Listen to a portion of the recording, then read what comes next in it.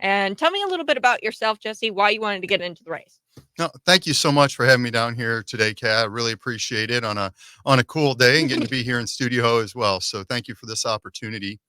As you mentioned, my name is Jesse Faber, and my wife Mary and I, we live with our 9 and our 11-year-old on our farm just north of Pontiac. And for those that go up the interstate, it's right there along the interstate 55, and we really enjoy our experiences there. My children are the sixth generation to grow up on the Mackinson Dairy Farm.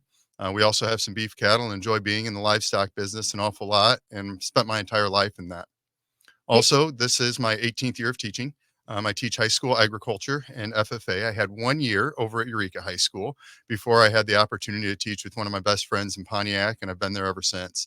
And so those are some of those things that I do in that space. I also am the 4-H livestock judging coach for the McLean, Livingston, and Woodford County livestock judging teams, and really enjoy that.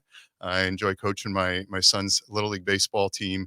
And I think as we talk about why do I want to get into the race and where's that experience come from, this is, as some know, and many that have already visited with me, this is the first time that I've put my name on a public ballot. Mm. I've been involved in Farm Bureau for my entire life, heavily involved in young leaders who have been on the County Farm Bureau board for over a decade. And about 8 years ago as well, on the ag education side, started working on a legislative effort. And through that part of it, I've had the opportunity to help in the drafting of bill process, I've testified in front of both the Senate and House committees, worked bills, been through the budget process down in the Capitol in order to help address agriculture issues, and particularly agriculture education issues, and getting to see those pieces. And I think that I can bring that experience to be a great senator for the 53rd District and for Republicans across the state of Illinois. Yeah, well, it's a huge agricultural district. It's a big, big district. It's got, oh gosh, Ford, Will County, I think, McLean County. Is it Livingston County? Yeah, so there's actually 13 counties. Now, three of them are just a few precincts. And so when I say that, three of them are just a couple of precincts that are in the district. Mhm. It's the vast majority of Livingston, Ford, Iroquois counties. It's about kind of this, it's a weird pie-shaped chunk here of McLean County, but we get some of the outstanding communities like Lexington and Hudson, and then we come down, and I was actually walking this weekend in some cold, sunny weather in Normal and some of those neighborhoods as well. Goes up and catches most all of Marshall and Putnam counties.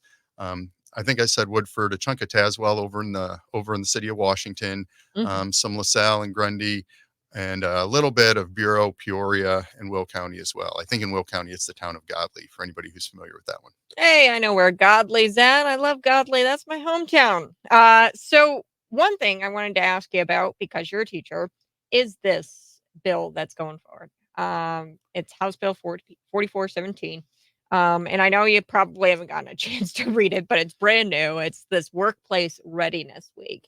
And the name sounds like it might actually help some Illinois students prepare for the workforce. But then you look into it and I don't know, what are your thoughts about, and I'm sure we have an ag week in schools. I don't know, maybe not in high school. You would know better than I do because I'm not a teacher, but it sounds like, and I just know this because, I've got a youth group. I bet kids don't know what they should. If they're Illinois kids, teens, they should know way more about agriculture than they do. How do I know that's because I graduated in 2017 and we never talked about agriculture. I took one class, maybe in college, and I didn't learn enough in that class at ISU that I think that or at all that it would help me if I ever decided to farm or, get a dairy farm, get a corn farm, nothing like that. My parents are farmers.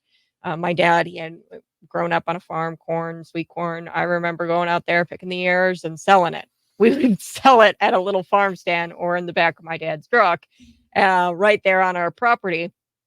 And but yeah, so your thoughts about, why are we distracting from things like agricultural things that would actually help in the real world, and we're instead, pushing things like comprehensive sex education. That was SB 18 or something Mhm. like that.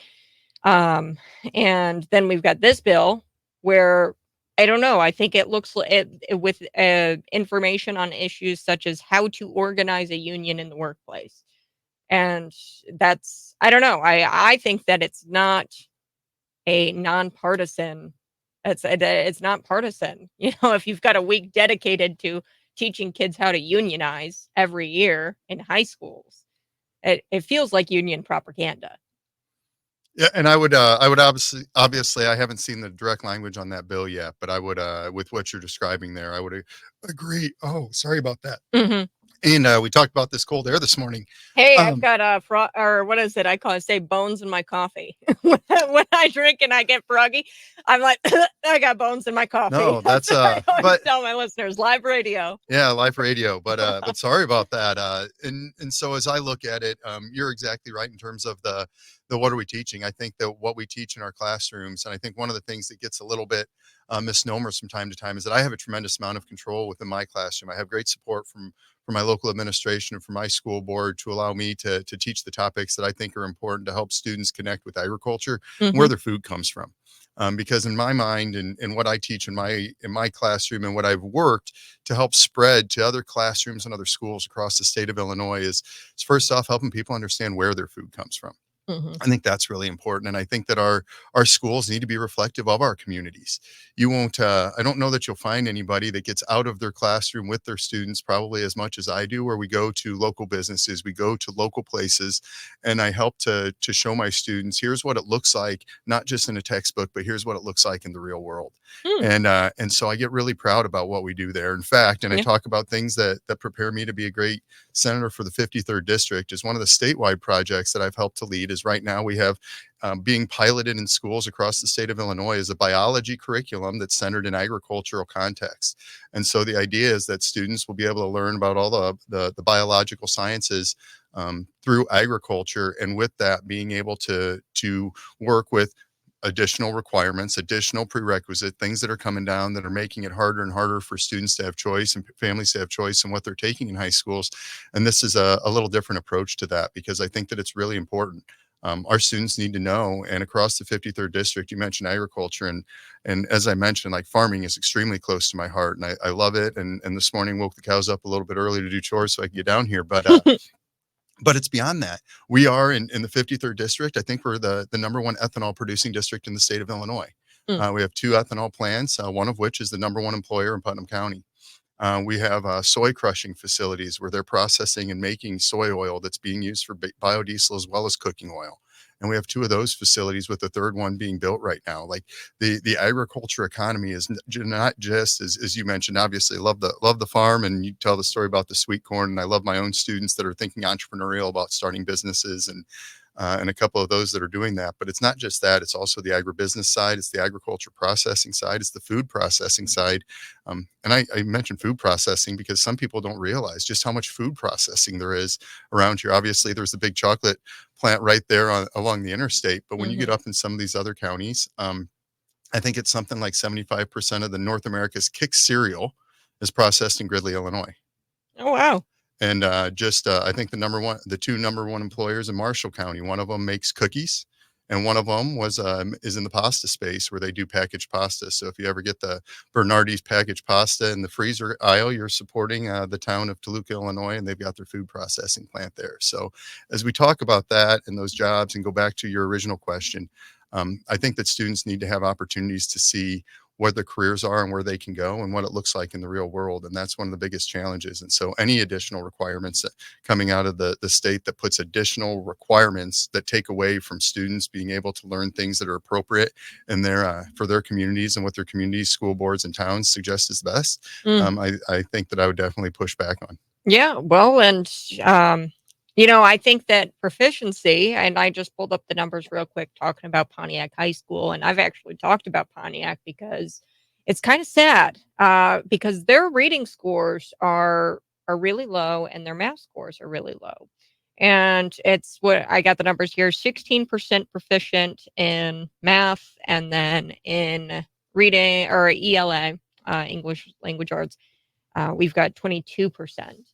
And a lot of these rural communities like Pontiac, Mhm. right? I lived in Dwight. It's kind of more rural than Bloomington normal.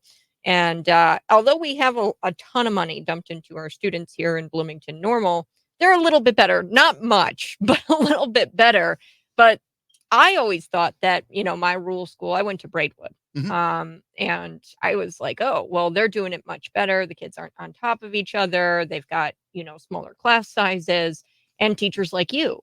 But what is that? What is going on where the kids aren't reading or reading and doing math at a proficient level? Like that's really low. If only 16% of the kids in Pontiac High School, ninth grade through 12th grade, can do math at grade level, as I think that's low. Well, and I would say that right now, and I guess I'll even let you know on this one, as we've talked and addressed that, and talking about on a faculty level, we're putting things in place to help address that. As I say that, there's obviously been some changes in the world the last few years, and we've had what we saw was a huge achievement gap. Like the achievement gap really widened, and we saw those students that had the different opportunities and different pieces, or took them in a different work ethic approach, whatever the causes of it were, really address that. And so I think now there needs to be a concerted effort back to make sure that we're having that. I'll use another example, something that is brand new, and it kind of goes along these lines. Is that one of the things that our school did implement here in the last couple of years was a geometry and construction class.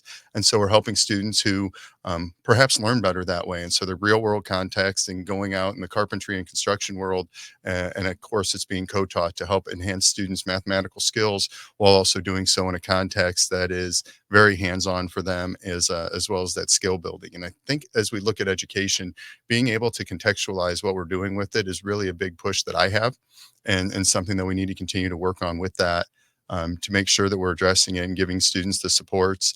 One of the things that I think we've learned through research and other things is just saying, hey, it might not be working, so we're going to do more of the same. We've realized doing more of the same doesn't necessarily create different efforts, and so we have to reimagine a little bit and provide those supports that help meet students where they are, to make sure they have the skills to go out when they graduate. I do want to switch gears on you, Okay. because I know that you got to get back to the farm. The cows need you. The cows need Jesse Faber. We're talking with Jesse Faber. He's a state Senate candidate for the 53rd district. It's the large district: Marshall, Livingston, LaSalle, Iroquois, Grundy, Ford, Bureau counties. Now, I want to ask you about this. I got a press release, had Mike Kirkton in, asked him about his petition challenge coming from you. So let me just ask, why challenge his petitions? Well, I think that I appreciate the question. I think that what it speaks to, and I know that you're a big fan of election integrity as well, and making sure that that's something that we talk about. And so I guess I step back and talk a little bit more about my campaign, because and there's a reason to that, is that I started, and this was the first time that I passed a public petition. So we got out there right away in September. And I think that if you saw me anywhere but in church and in school, I probably had a clipboard in my hand, because it was really important to me to do that work. And as I did that, I had different people that were telling me different and giving me advice as we went, that said, make sure you get a whole lot more signatures than what you need, because they're going to get challenged. To the point that I had someone who had a lot of experience in the field who said, you can either do the work on the front end, or you're going to have to do the work on the back end defending those petitions. As I say that, by the time we got there to Thanksgiving, I turned in over 1,800 signatures. In the same situation, I had people who I know that we had our petitions requested by others, and they went through my petitions. And when it came down to it, I was really proud that obviously they didn't think that there was a reason to object to mine, and because of that, we just moved on with our campaign. Other people have other options on how they want to run their campaigns, but I think that it's important to have checks and balances as we go throughout. And I know, I think even in the last couple of days, maybe even this morning, you were talking about some of the different challenges and objections that were being filed. Is I think that we need to have a process that makes sure that we have integrity in our elections. For mine, made sure we filed over 1,800 signatures and made sure that there was no concern, and really proud of that as we move forward with our campaign. Yeah, and Mike Kirkton did admit that he had substantially less. I forget exactly how many. I think that you need. How much do you need for you to get onto the ballot? We How many needed signatures? 1,000. 1,000. Yeah, and I think he had slightly more, a few hundred more than that. So, but you petitioned. I haven't seen this, and I said this. I haven't seen this where a Republican goes after another Republican, where you go after the signatures. A lot of times, what I've seen is people will go after, like, hey, page numbers, or your address wasn't correct on your petition or your nominating papers, and you go kind of after the process and not necessarily the signatures. What Mike Kirkton would say and said when he was in studio was, "Hey, you're going after the integrity of those people who signed my petitions." Uh, a response, comment? Well, I think there's two parts, and one of the parts that I'll say on the Republican, and this is the deep-seated conservative values that sit with me. I think the very first one sits is personal responsibility and the work to do it. And so for that, I took personally responsible for my petition signing. Took very much responsibility for knowing how they needed to be filled out and what we did. And even as I say that, my personal goal was that I got over 1,200 of those signatures individually myself, and then some other folks who were helping me. We got up over 1,800. As I say that, I think one of the reasons that you don't see, in my case, and I think that it was across the board. I think that most, most, if not all, Republicans, especially those in a contested race, somebody's pulling those petitions and going through those signatures. Most of the time, they don't get challenged. There's not objections because the Republicans do the work to make sure that they have enough signatures on there that there's nothing to object to. Hmm. When I look at it, at least from my understanding in the situation you're mentioning, is that the candidate turned in 100 extra signatures and had or just over that, and had over 100 signatures tossed out because they weren't in the district or they weren't registered voters in the 53rd. And I think that it's important in our rules and in our policies about, it says that we need to have 1,000 of our voters, Republican voters, in the 53rd Senate district in order to be a candidate for the 53rd Senate seat. And those voters deserve the integrity of making sure that they're the ones that put a candidate on the ballot, not just that somebody gets on there, whether they're in the district or not. And in the case, I think the number was 7 more than the 1,000 required, and so on the ballot. But in my own race, I Mhm. wasn't going to leave it up to what my choice was, to go significantly more than that and make sure that there wouldn't be an objection to it. Mm. Interesting. Well, thank you for answering my question. One more thing. I know you got to get back to the cows, but uh, yeah, we've here in McLean County, and your district is in McLean Hmm. County, a little bit of it. Our county board shot down a carbon sequestration pipeline. Now, I've gotten all kinds of pushback on this from those in the agricultural community because they really like the carbon sequestration pipelines. Now, I have concerns about it. There was case, I forget where it was at. I think it was in Massachusetts or something, where one of these things burst. And if one of these things burst, it could lead to all kinds of illness, sickness, fatalities. This is where they grab carbon Hmm. and then they capture it and shove it down into the ground for storage. Now, people are like, "Yeah, well, you're not upset about, pipelines, natural gas pipelines or anything like that, and those could burst." But here's the thing, we benefit from that. That's energy, natural gas, Hmm. right? Pipelines. How do people actually benefit from carbon sequestration? Because really, I mean, the only people who benefit from it is people who love ethanol, these ethanol plants, and, it emits carbon. And then we store that carbon and we shove it down into the ground instead of letting it go out. It just kind of feels like a scam. But I want to know your take because, and tell me what I don't know, because I know that a lot of farm guys are for this, and I hate to say it, maybe it's because it's not because it's green, but it's because it's green. You know what I mean? Like, I just don't know why storing carbon underground is a great idea. It just feels off, right? I think it's a fascinating issue, and I think this is the part of me, and as I say that, this is the part of me that is, as an agriculturalist, as a teacher, as someone who loves science, and so I almost hope, and that's why I need to be careful that I don't just go kind of science nerd a little bit on some of what that looks like, because I get fascinated by things like geology. I get fascinated by things like what we're talking about here, and to me, there's two significantly different issues in what you just brought up. Even as I've gone through the campaign process, and been across the district. There is the carbon sequestration into the ground, and then there's the pipeline issue. To me, I view those as two separate things, because on the pipeline issue, I am a property rights advocate. I believe that people have their property rights, and I think that they need to be protected. I would push back on any increase in utilization in eminent domain. I don't like those words. Those are ones that I would absolutely push back on. And that's really what happens when we start talking about pipelines, I think, more than anything. I think that when that discussion comes through, that becomes one of the biggest pieces of it. Mhm. Um, And so to me, that's I would be a vehement fighter for property rights of individuals, and so that's something that's important to me. And I know that it's important to people in the district, and it's not important to me because it's important to people in the district. It's important to me because that's who I am. But I think that represents also people in the district. When we talk about the actual going straight down in the ground with it, it's really fascinating. There's a lot of industries that produce carbon dioxide, and the biofuels industry is one of them. And I think a little bit because the process of producing corn ethanol isn't all that different than the process of producing corn syrup. It's not the exact same, but it's not significantly different because we get carbonation in our soda and our pop as well. And that's a little of how we capture the geology of it. And I've done some exploring, and I'm fascinated by the geological resources when you go down in the ground underneath central Illinois, and what that actually does, and what that looks like. And so there's some pieces I look forward to continuing to learn a little bit more on it. What I've learned so far is really fascinating. There have been, and I use an example. There's an soy facilities down in Decatur that have had wells go sequestering carbon since the 90s, Mhm. with no concerns. They have I think they they're have ADMs. mhm. Mhm. Archer Daniels Midland down there is a tremendous employer, tremendous industry here in the state of Illinois, and they've had a well for quite some time.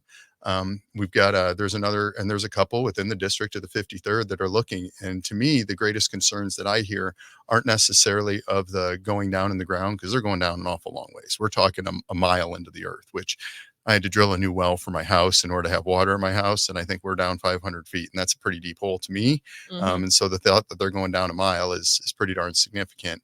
Um, but they're going down a long ways through a lot of different layers, and so we could get into the weeds on the science of it just a little bit. That's really fascinating to me. We are really unique in Illinois in our geology that allows them to match it up there specifically. But I think that the concerns are need to be heard. I think that we need to make sure that people that have concerns, and have a pathway and a process to make sure that they're heard. And if they are in an area where it is, everywhere here, the geology under northern Pontiac is different than the geology under south of Pontiac, is I think just about my home area. Mhm.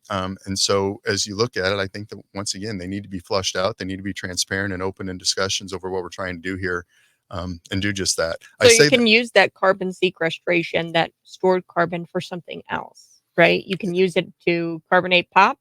Well, and so right now, that's one of the ways that they use, CO2, and I'll use another example. I think on bags of chips, the atmospheric pressure in there, a number of them. Some of them use nitrogen, some of them use carbon dioxide, but we're capturing some gases off a different process. We've been capturing carbon dioxide off the manufacturing process for years. This just happens to be a way that they're looking to store and dispose of it, and actually over time. With the geology that's in there's some chemical reactions that change it from CO2 Mhm. when they do go down in the ground. But I'm not. I guess I say that I don't. I'm fascinated by the science of it. I don't want this to necessarily go that I'm an advocate for For it. carbon sequestration. Yeah, I'm not It's really. interesting. My only thing is like, hey, let's use it, right? Because this whole we're gonna capture carbon out of there, we're gonna shove it down into the ground, and then we're gonna have a green climate, or it's going to dramatically improve the weather. Controlling the weather, when legislators start to control the weather, then I'm like, I don't like that because the no matter how hard you tax people, no matter how hard you try, you're never going to be able to control the weather. And especially this carbon sequestration thing coming at it from a, green initiative aspect, it just doesn't make sense. Now, if you're going to use that carbon, that's actually being green.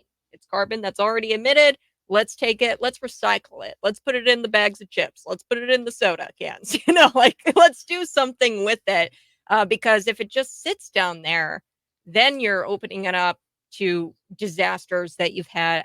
I forget where it was, but there was an incredible piece done by the Huffington Post, actually, which I know you're like, Kat, you're siding with the Huffington Post on a story. Yeah, well, the when it's sitting there, the risk, I think, exponentially increases. But hey, I Jesse think Faber. I do have to say this, and I know that we just went down that path. So I was going to, as I think about it, just as you talk about the farm country and we talk about the carbon dioxide approach to it, there is a part that wants me to go just a little bit of agriculture science geek for just a moment on that, because I Hmm. think that it's fascinating. I think that from this conversation, you'd appreciate. I saw one of those satellite maps that was able to measure like photosynthetic activity, and it was like able to measure what was going on there, And over the Corn Belt here in Central Illinois, you get the coloration for a couple of weeks every summer, where we're actually have as much photosynthesis, which is processing that carbon dioxide and making oxygen, is what's going on in the rainforest there for a stretch. Now, granted, it's not Hey. happening this time of year. Yeah. Not a lot of it here Where's the in corn? January, but as I tell my students in my classroom, I love corn, and if you live in Pontiac and Livingston County, and I'll say in the Senate 53rd, that some appreciation for corn and soybeans and how they drive economic activity around here. I hope that everybody has a little bit of that, and I'm passionate about that, and love the votes for the 53rd. Yeah. Well, and how do we find out more about you? Yeah, fantastic. And I have a website. It is electfaber.com. And so at my website, you can find more information there. We're also got our social media activity up and going, which is another piece that I absolutely love. Our small towns and our small businesses. There are so many amazing food establishments all across it. And so we're actually doing some extra highlighting of places that we've gone. So I'd encourage any of you that like to go out and find a new restaurant or try something new. Go out. There's a lot of communities and small businesses. So Faber for Senate we have a Facebook page as well of Faber for Senate. So please give us a look, give us a follow, and we'll be out and about quite a bit here. Awesome. Well, Jesse Faber, thank you so much for coming in studio, and thank you, listener, for tuning in each and every morning. You're listening to the Morning Buzz. When we come back, we're going to be talking a little bit about House Bill 4417, a little bit more there, and then we'll also chat about uh, Donald Trump winning the Iowa caucuses, and Joe Biden is out there and he's calling you a MAGA extremist again. Again, I'm on YouTube, Facebook, Twitter, and Rumble.